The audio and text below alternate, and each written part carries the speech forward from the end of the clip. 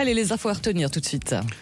Alors, on va parler du programme des news d'aujourd'hui, Bérénice. Oui, alors au programme, est-ce que les Français ont pour projet de déménager et pour aller où? Je vous dirai quelles sont les préférences des étudiants en matière d'habitat. Et enfin, est-ce que vous habitez dans la rue la plus chère de votre ville? Et non, on ne jouera pas au Monopoly.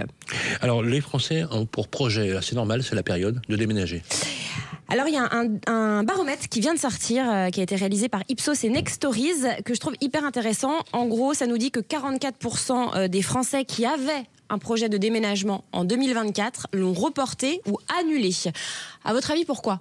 Il y a plusieurs raisons. Les prix, la tension. Exactement, raison économique essentiellement. Donc 52% dénoncent des prix immobiliers devenus inaccessibles. 51% pointent le coût de la vie qui a augmenté. 32% le coût du déménagement en lui-même, parce que les déménagements ont augmenté aussi. 28% la pénurie de logements à la location. Et 25% la hausse des taux d'intérêt, vous le savez, des crédits immobiliers. On en parle. Alors la conséquence, évidemment, c'est un ralentissement de la mobilité. En particulier chez les 18-34 ans, les catégories populaires et les habitants d'Île-de-France, du Sud-Est et du Sud-Ouest. Mais attention, la volonté de bouger reste intacte. 32% des Français déclarent vouloir déménager dans les 12 prochains mois, à condition évidemment que les taux baissent et que les prix se stabilisent. Et alors sur le terrain, on assiste à plusieurs phénomènes intéressants. La proportion de déménagement vers Paris a diminué de 31% en 2 ans. Vers Bordeaux, ça a diminué de 23%. Vers Lyon, 8% de diminution. Et à l'inverse, il y a des territoires qui naguère étaient peu attractifs. Eh bien, ils explosent désormais. Il y a plus 116% de projets de déménagement vers les Ardennes, 102% vers les Vosges. Le Jura attire aussi beaucoup.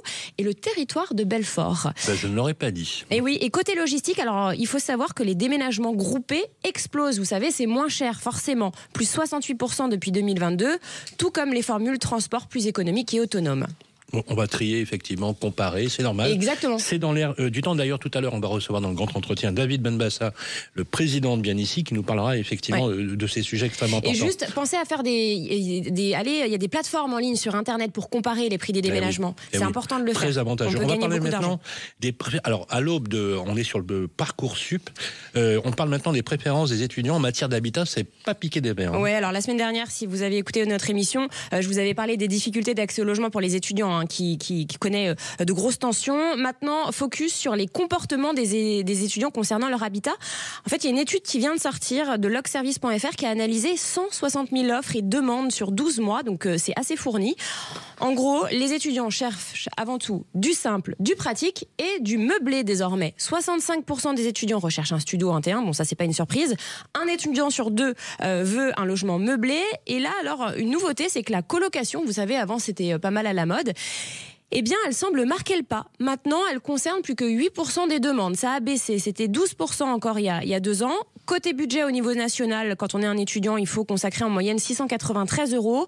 Mais vous imaginez qu'il y a des écarts territoriaux. Un étudiant en province, c'est 632 €. En Île-de-France, 855. Et si on veut se loger à Paris intramuros, c'est 917 € qu'il faut consacrer pour son logement. Et les chambres, elles se louent combien ? Alors, en moyenne, encore une fois, c'est une moyenne sur la France. Elles se louent 466 € pour une surface de 14 mètres carrés, 559 € pour 23 mètres carrés. Et puis les petits appartements, les T1, 556 € pour 30 mètres carrés. Encore une fois, c'est une moyenne.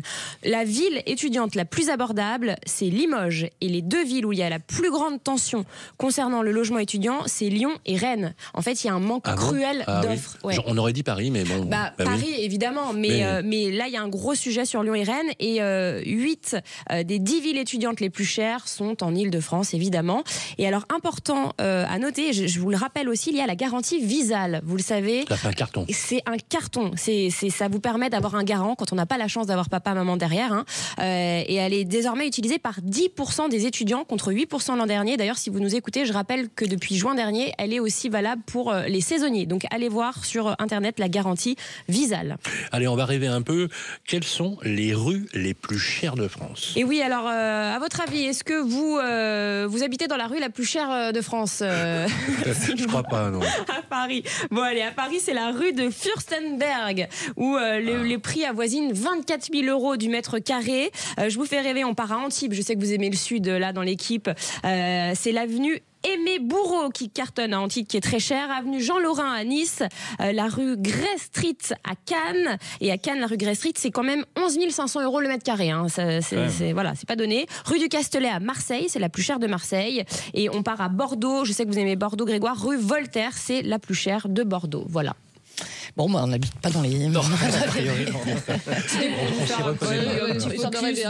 Voilà. Merci beaucoup, Bérénice. Et puis Sylvain, on se retrouve bien sûr dans quelques instants sur Sud Radio pour la suite. On va recevoir David Benbassa, le président de Bien Ici. Ah, tout de suite.